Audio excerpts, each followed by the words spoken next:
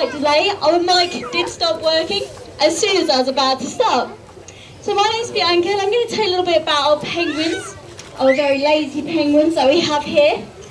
But first of all, I would like you all to give yourself a round of applause for all showing up today and giving everybody a Chessington Conservation Fund.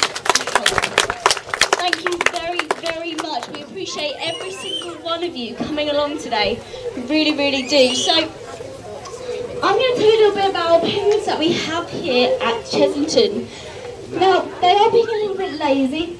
We do apologise for this. If you look back up to the top of the enclosure, you will notice little houses. Now, these are actually their nesting boxes, and they're starting to pair up and breed. So, some of the males, if they don't get eggs straight away, they might pick up one of our stones down from here, and they will actually take it up to the top of the nesting box, and the female or the male will sit on this rock and pretend it's an egg, because they so badly want an egg. So they will not leave this egg for anything. We can't even get food down them or anything because they're protecting this egg or this rock with their dear life. So the penguins that we have here at Chessington are our Humboldt Penguins. So you lovely little guys that are standing up might not be able to see our sign. It does say Humboldt Penguin. Now there are actually 17 different types of penguin in the entire world. Most people probably haven't seen even half of those. They're probably the most common species that you'd see in zoos. So compared to other species of penguin, our Humboldt penguin that we have here are actually a very medium-sized species of penguin. So they're not too big and not too small. They're very in the middle. Now this is where you guys are going to join in. Since you've got so much energy and I see quite a few kids in the audience, I want you to join in. Now, can anyone tell me, since you're all here for animals, I expect lots of answers. Can anyone tell me what the largest species of penguin in the world is? Emperor. Yes, you're all right. I heard quite a few answers there. Thank you very much. It is the emperor penguin. So the emperor penguin measures into about 1 metre in height. And that's actually a very, very large penguin. That's about there on me. Not the tallest of people, but that is a very large penguin, especially compared to our Humboldt penguins that we have here. So, starting to see that we have some food and maybe following and coming down. So, the penguins that we have here are very medium-sized. Now, there is a smaller species of penguin, even smaller than our penguins we have here. Can anyone tell me what these are? Very, thank you very much. I thought it was going to be dead silence then. I can see a tumbleweed going along. Yes, it is the I think that deserves a clap, really.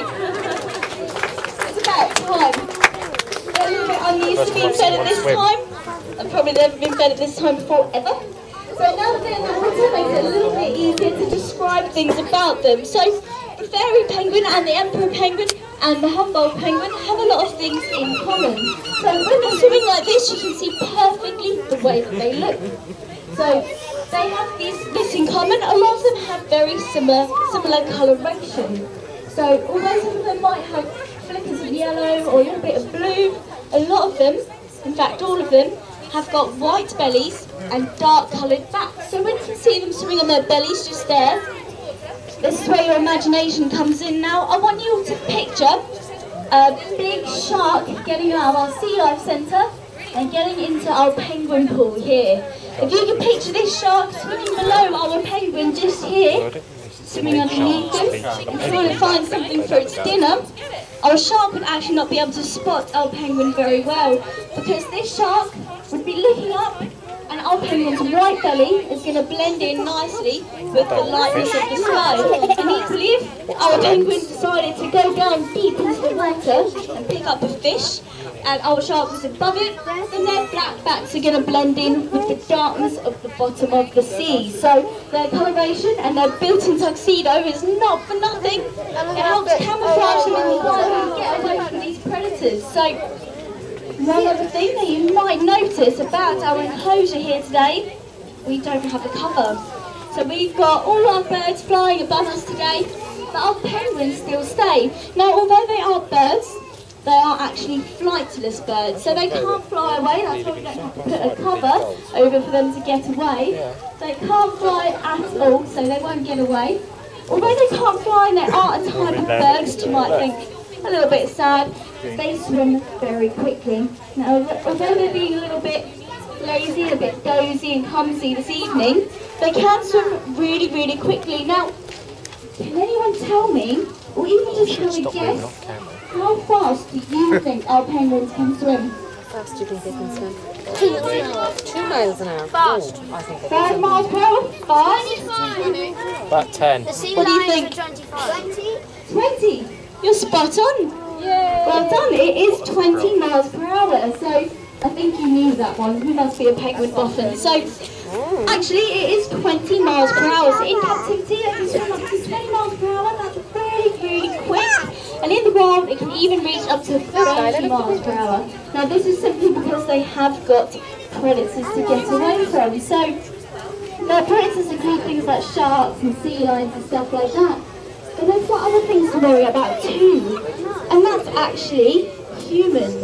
So they've got us to fear too. And now, this is actually due to a few things. Now, you guys are coming in too into this talk. I'm going to quickly ask you, does anybody know what guano is? Yes. A piranha. Guano. Who? Poo. Yeah, that's right, it is poo. It's a fancy word for bird poo, bat poo, and penguin poo. So there's actually something called guano mining now. So poo mining, that sounds a little bit weird, but it basically means when people will go along the coast of Chile and Peru, where these guys come from, and they will scrape the poo off of the rocks, and then use it for themselves. So they'll use it in things such as fertiliser, so things used for a garden, and even in ceramics, so in plates and mugs and things like that. One you also think about when you're having your dinner tonight. It's a little bit gross, but yeah, they will use it in ceramics. Our penguins use it too, and they use it for far more important things. They actually use it in their nests. So if you can imagine, in the wild, guano will gather on the rocks, layers upon layers of it, and they will actually burrow down into this. So they'll burrow. These are seagulls, hungry. So they'll burrow down into this guano and they will lay their eggs in it. Now the very, very strong, smelly odour of their guano will actually put off land predators. So any foxes or anything that wanted to actually eat their eggs wouldn't, because they wouldn't want to eat out of anything that smells like poo. So it actually protects their eggs really, really well. One other thing, hands up if you eat fish at home. Yeah? I'm sure we all do. I know my mum's in the audience and she loves fish food, so I'm going to talk about it specifically for her. So, we all eat fish. We obviously are an island, being in England, so we love our fish. But sadly, where we probably saw, sometimes our penguins do eat fish. Now, something that's actually dramatically dropping their numbers is actually overfishing or irresponsible ways of fishing. So this basically means when somebody will throw a big net out to the sea. Now the food's gone, but they decided to come out. Perfect demonstration of how fast they can swim though. Well done for that. So irresponsible fishing and different methods of fishing is what is actually affecting our penguins in the wild. So I'm sure you've all heard of pole and line caught fish and other methods of fishing too. So at the moment, a lot of people are doing it the easy way. So they're getting a massive net and they're throwing it out to the seas. And they're catching lots and lots of fish, but they're also catching things that they don't necessarily want. So if they just want to catch tuna, they might catch mackerel, they might catch penguins, they might catch all sorts of things along with it that they might not necessarily want. They will use the fish that they want, and they will throw the rest out once they don't want it. Now that's a complete waste, so it's a little bit too late for the fish, and sometimes a little bit too late for our penguins too. So one thing that you can all do is simply buy pole and line caught fish. Or if you've all heard of MCS, which is the Marine Conservation Society, they will actually approve fish. So different types of fish, they might approve it. So if they say this fish is okay to eat, there will be a big tick on the packaging with MCS on it. That's as simple as that. Just make sure that you buy that fish. Also, if you head over to the Sea Life Centre, they're handing out pocket fish guides, so you can see different types of fish, fish that's okay to eat and fish that isn't. So that sadly brings me to the end of my talk. So thank you very much everybody, you've been a fantastic audience. If you've got any questions whatsoever, please don't hesitate to come and ask me or any other member of staff around. And I really hope that you all enjoy the rest of your day at Chessington Conservation Evening. Thank you very much everybody.